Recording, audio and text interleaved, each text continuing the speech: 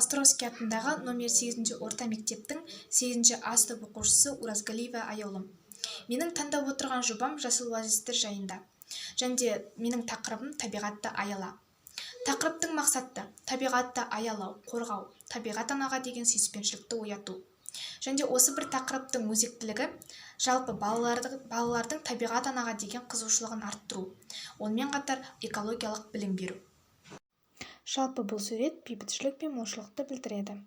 Керекті құрал-жабдықтар: түрлі түсті фетрлер, қайшы, үтік және ыстық желім, және онымен қатар жылтыр фетрлер.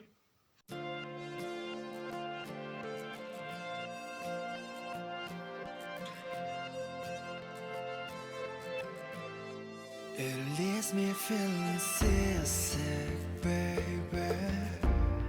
꿈 같은 현실 깊이가 쳤나봐. It spins me round and drives me crazy. 한낮에 뜬 달 같은 나인가봐. Ал енді екінші мысыққа назар аударатын болсақ, бұған керекті құрал-жабдықтар: былғары, ағаш, ұзын таяқша, неше түрлі жапырақтар мен бұйымдар, кішкентай тастар және жаңғақ керек болды. Және осы құрал-жабдықтардың көмегімен мен, мәселен, ұзын таяқшаның көмегімен үйшікті, орындықты және қоршауды жасай алдым. Ал енді ағаштың көмегімен бөрене, ал неше түрлі жапырақтар мен бұйымдардың көмегімен ағашты, көшетті және гүлдерді жасай алдым.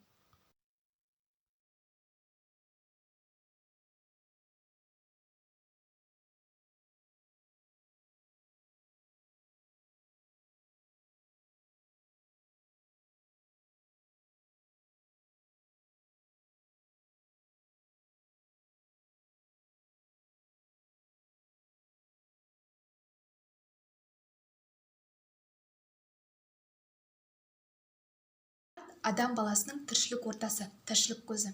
Тек қана адам баласының ғана емес, сонымен қатар өсімдіктердің, жануарлардың, жәндіктердің жалпы айтқан кезде ортақ тіршілік көзіміз.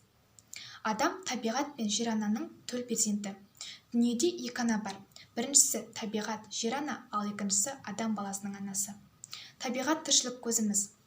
Сондықтан табиғаттың заңдылықтарын сақтауға тырысайық. Кейбіреулер заңдылықтарды көп бұзып жатады. Мәселен, табиғатты ластайды. Біз оның орнына табиғатты аялап, қорғап, барынша табиғатынан сүйіспеншілікке бөлейік. Табиғат адам тәрбиешісі. Қоршаған ортаны аялап, оны қамқорлыққа алып күту, табиғат жөнінде қарапайым білім бере отыра, тірі және өлі табиғатта құбылыстар жөнінде қарапайым ұғымдарды қалыптастырады. Адам болып туып, адам болып қалу үшін табиғаттың атқарар рөлі зор. Табиғат бөлшектері: жан-жануарлар дүниесі, өсімдіктер әлемі, өзен-сай, биік таулар, сағым тербеген сағым дала. Бәрі адамдардың ойына сана, денесіне қуат, бойына күш, өнеріне шабыт, көңіліне қанат береді. Сондықтан мектеп жасына дейінгі балаларға қоршаған ортаны қорғауды түсіндіріп, сүйіспеншілігін арттырып, маңызын түсіндіру қажет.